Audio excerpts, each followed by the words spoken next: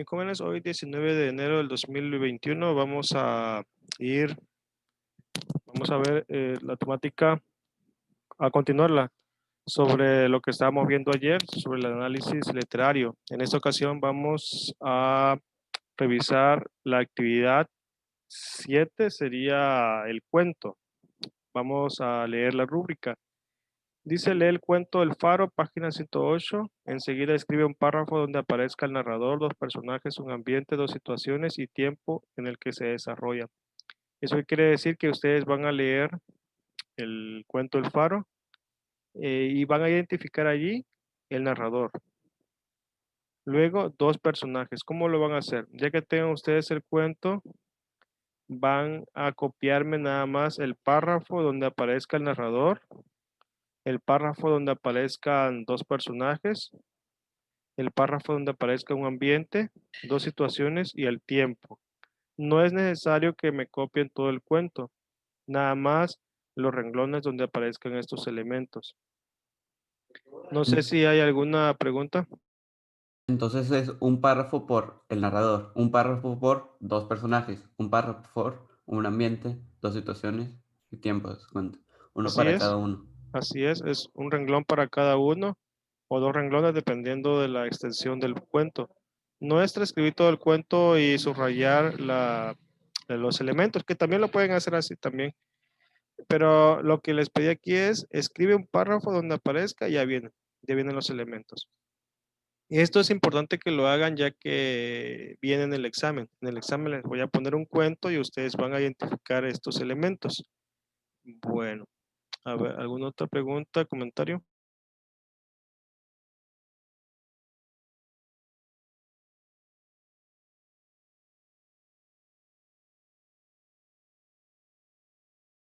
Bien, voy a abrir el documento para que veamos la unidad 3 o el bloque 3, que ya tiene que ver con el cuento, propiamente el cuento. ¿Alguien que me pueda decir cuál es la diferencia entre cuento y novela? Los cuentos son más cortos, ¿no? Muy bien. ¿Alguna otra característica? ¿Cuál sería la diferencia entre cuento y novela?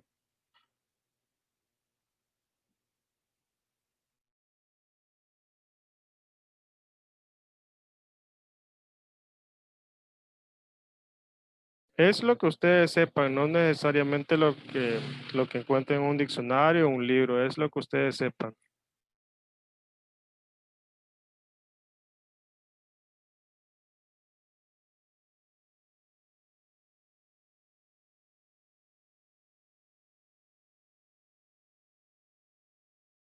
Vamos a ver el análisis del cuento. Dice, aplica habilidades de análisis literario que permitan develar el sentido y significado del cuento como arte comunicativo con base en sus elementos. Y vienen las competencias, y viene la tipología y las funciones del cuento.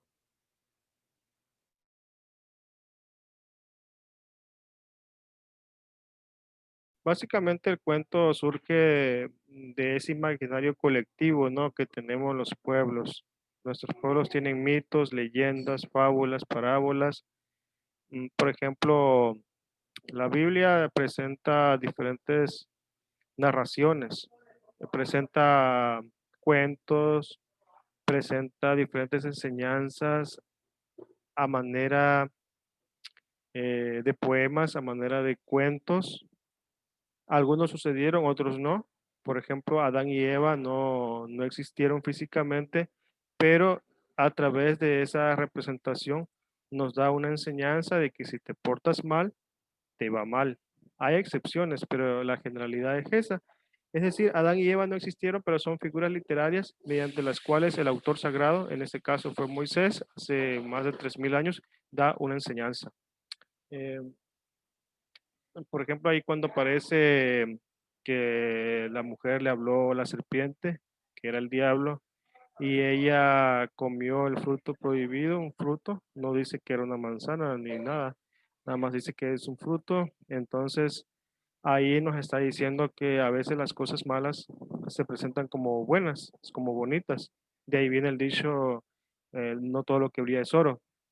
Entonces, a través de esa representación, el autor sagrado da una enseñanza. Porque si fuese literal que Adán y Eva fueron las primeras personas, al tener ellos hijos, ¿de dónde salieron las demás personas? No, no es que hayan sido así literal, sino que es una representación. La literatura es una representación, es decir, te vuelven a presentar lo que ya te presentaron. Una imagen vuelve a ponerse delante de ti, es una representación. Bien, la tipología de los cuentos. Hay cuentos maravillosos, cuentos de costumbre, cuentos sobre animales que generalmente nos traen una enseñanza, una fábula que nos da una moraleja. Este es el cuento clásico, el cuento moderno, el posmoderno. Este es un cuento, este último es un cuento que se basa también en los sentimientos, en la psicología de las personas, diferente a los que se publicaban en los siglos XIX y XX. Los cuentos populares, hay cuentos que se han llevado al cine, al teatro, a la televisión. Entonces, eso tiene que ver con la tipología de los cuentos. ¿Y cuáles son las funciones? Son tres funciones: representar la verdad, expresar la libertad, para formar y transformar de manera intelectual. Son las tres funciones. Aquí tenemos una imagen de Inés Arredondo, una gran cuentista mexicana, me parece que era del Dorado, de Culiacán. Bien, su tumba está precisamente en el Panteón San Juan, hacia el oriente de Culiacán. Entonces, las funciones del cuento son tres: representa la verdad, expresa libertad, y la tercera es, perdón, la segunda es para formar y transformar de manera intelectual, y la tercera sería expresar la libertad. Acuérdense que la obra de teatro, como toda escritura, como toda expresión, como toda comunicación, es una crítica. La obra de teatro es una crítica a la sociedad, un cuento puede ser una crítica a la sociedad. Paulina me puso el cuento de los tres cochinitos y ahí ella hace un análisis del cuento. Entonces, el cuento no es nada más de que yo lo leo y ya me quedo con él. No, hay que ver el narrador, hay que ver los personajes, el ambiente, las acciones, el contexto, porque una persona, aparte de que expresa una crítica y un tema a través del cuento, una persona también está haciendo una representación de su forma de pensar y una crítica a la sociedad. Vienen los personajes, la extensión e intención del texto, para que nosotros lo tengamos en cuenta al momento de analizar un cuento. También viene el tiempo, viene el espacio, viene ese tono que vimos en la clase de ayer. Vimos que toda literatura tiene un tono, toda literatura expresa algo, y también hay unas reglas que se siguen para la escritura de los cuentos. Y a la vez hay diferentes tipos de cuentos. Por ejemplo, hay unos que hablan de horror, otros de terror, otras sobre detectives, otras sobre seres fantásticos, sobre sueños. Por ejemplo, uno puede tener un sueño, lo pones por escrito, y ya de ahí puedes tú armar un cuento. Ayer también vimos que una cosa es la historia del cuento y otra es la, perdón, una cosa es el tiempo en el cuento y otra es el tiempo en la historia, que son dos cosas diferentes. Es decir, por ejemplo, tenemos un cuento y una cosa es lo que narra en el cuento, su historia, y otra cosa es el orden cronológico en el cual suceden los hechos.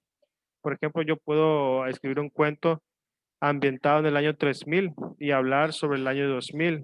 Entonces, una cosa es la historia, el tiempo en la historia del cuento, y otra es el tiempo cronológico, cómo van ocurriendo los hechos. Y hasta aquí, jóvenes, ¿alguna pregunta, duda, comentario? Maestro, entonces se podría decir que la diferencia entre el cuento y la novela es que el cuento, su objetivo es la enseñanza o dejar un mensaje. Digamos que toda escritura tiene una enseñanza. ya sea novela, sea cuento, sea un poema, sea Ok. un refrán, tiene una enseñanza, porque nadie escribe por escribir, siempre escribimos con un objetivo. Pero lo que hay que ver es que la diferencia es, como dijo Sebastián, el cuento es breve.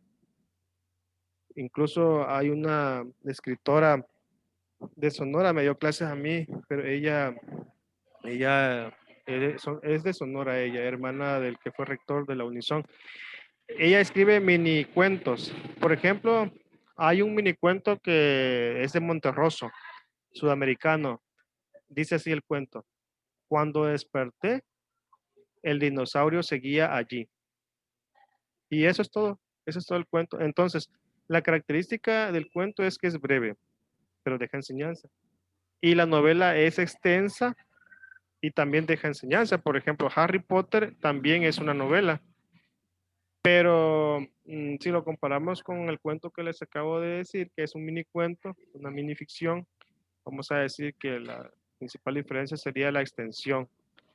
Ahora, hay cuentos que no tienen, digamos, una enseñanza, hay cuentos de diferentes matices, hay cuentos, por ejemplo, que provocan terror, otros cuentos que son eróticos, hay cuentos que despiertan diferentes emociones y ese es el objetivo del cuento, despertar diferentes emociones y ir narrando una historia de tal manera que al final el escritor te da un golpe. Por ejemplo, están describiendo una vida y al final dice, al término del cuento dice, en ese momento ella despertó. Es decir, toda la historia que contó era un sueño. Y la novela generalmente es extensa, va describiendo, hay diferentes movimientos. Aquí no lo vamos a ver, pero por ejemplo en el siglo XIX la gente describía mucho, por ejemplo Marianela de Benito Pérez Galdós describe mucho. Los escritores yanquis como Edgar Allan Poe escribe sobre el terror, el miedo nocturno, el suspenso, la tragedia, el asesinato. Lovecraft, también americano, él escribe, pero cuestiones de horror cósmico, eh, bosques, Ah, esas sí las he leído. y bosques susurrantes. Y aquí La pared llena de ratas. ¿mande? Una pared llena de ratas. Ah, sí. Eso me suena más a Poe, a Alan Poe. Alan Poe habla mucho de asesinatos de animales y Lovecraft habla más sobre la luna, sobre seres con tentáculos, una cosa verde. Y de existencias más allá Ajá. de las estrellas, Eso. de Sí, sí. dioses. Sí, sí. De hecho, él habla sobre el Necromicón, que es una novela que supuestamente, bueno, es un libro, dice él, que supuestamente narra sobre civilizaciones antiguas con prácticas oscuras. Son autores como Stephen King, que también se basa en Alan Poe. De ahí surgen todos ellos, ¿no? Stephen King, Maupassant, eh, Lovecraft, surgen de Alan Poe, porque Alan Poe hablaba mucho sobre este suspenso, esta mezcla de suspenso y terror. Bien, entonces continuamos. Ahora nos vamos un poquito más adelante. El análisis de la novela dice, aplica habilidades de análisis literario que permitan develar el sentido y significado de la novela como arte comunicativo con base en sus elementos. ¿Qué quiere decir? Que vamos a analizar novelas igual, los tipos de novelas, las funciones. El Quijote de la Mancha es un libro extenso. Yo me leí la primera parte, son como 1000 páginas, bueno, depende de la edición. Me encantó. Si ustedes leen los primeros 8 capítulos, les va a dar mucha risa por cómo escribía Cervantes, les va a dejar enseñanza, pero sobre todo van a ustedes a encontrarse con un mundo totalmente diferente al que estamos acostumbrados, no tanto por la época, sino porque en la Edad Media, por ejemplo, en la actualidad se trata de ensalzar a las personas y lo que hace Cervantes a través del Quijote ridiculiza a los personajes, lo ridiculiza. Y también hay una tipología, está la novela medieval, la novela renacentista, donde están los cantares de gesta, la novela en el barroco, eh, por ejemplo, La salida de Tormes, que es una novela anónima. También es una novela chistosa como El Diablo Cojuelo, que son personajes que ridiculizan a los grandes héroes, a los grandes caballeros. Vienen las novelas del romanticismo, la novela realista, la aquella que describe esa lucha entre pobres y ricos, la novela moderna, ya acercándose más a la actualidad. Ahora, hay una clasificación también respecto al contenido temático, es decir, al cómo abordan los temas. Por ejemplo, este autor, Tomaszewski, del 98, hace una tipología de novelas. Bobs también hace otra tipología, mientras arriba habla de sátira, fantástica, científica. Abajo nos habla Bobes de picaresca, feuilletinesca, epistolar. Es una clasificación de tipo de novela dependiendo del autor. Cuando yo estaba en la secundaria me tocó leer una trilogía de Isaac Asimov que se llama La Fundación de Trantor. Es una, por ejemplo, ahí habla sobre una vida extraterrestre, ciudades del futuro, no recuerdo si eran del año 5000 después de Cristo, no recuerdo la edad. Pero si atendemos a esta tipología, las novelas, por ejemplo, de Isaac Asimov, de Rudyard Kipling, eh, escritor igual, este señor Jules Verne, francés, ellos escribían fantasía científica, ¿sí? Hay otros divulgadores, por ejemplo, Carl Sagan, que fue un científico que divulgaba a través de la literatura. Y también vemos que hay novelas históricas como Benito Pérez Galdós, que tiene episodios nacionales. También en México tenemos mucha tradición. Bien, jóvenes, ¿alguna pregunta, comentario, duda?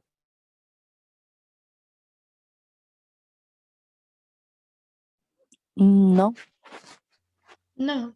Muy bien, entonces lo que vamos a hacer es leer el cuento de la página 108 y me van a sacar nada más un renglón o dos. Paulina ya lo hizo, donde aparezca un narrador, dos personajes, un ambiente, dos situaciones y un tiempo. Esa es la actividad para el día de hoy.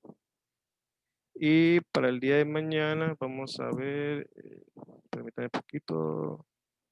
A ver, y mañana batallas. Van a leer un fragmento de Batallas en el desierto de José Emilio Pacheco. Vamos a ver las instrucciones. Dice, leer las batallas en el desierto, páginas 136 y 137. Luego escriba un párrafo donde aparezca el narrador, dos personajes. Es decir, van a hacer lo mismo. Hoy van a analizar el cuento, mañana la novela. Hoy con el cuento El Faro, página 108, y mañana la novela, fragmento de la novela, La batalla es en el desierto, Maestro, página 136 y tengo una 137. duda. Dígame. Los aspectos como narrador, situaciones, ambiente y todo eso, ¿son los mismos en la novela y en el cuento? Sí, nada más que en la novela, pues tendrías que leer todas las novelas para tener una idea. Yo por eso les Ah, puse ok. los párrafos que vienen ahí en el libro, 136 y 137, porque son ejemplificantes. Ah, muy bien. Gracias. Profe, yo tengo una pregunta. ¿Qué eran las situaciones? Que no me acuerdo. Sí, son las acciones. Por ejemplo, te metes al texto y ahí va a narrar lo que ocurría. Por ejemplo, si están ellos en un balcón viendo alguna escena, esa es una situación. Pero luego si aparecen ellos leyendo o estando en una mesa, un parque, es otra situación. Básicamente serían las acciones.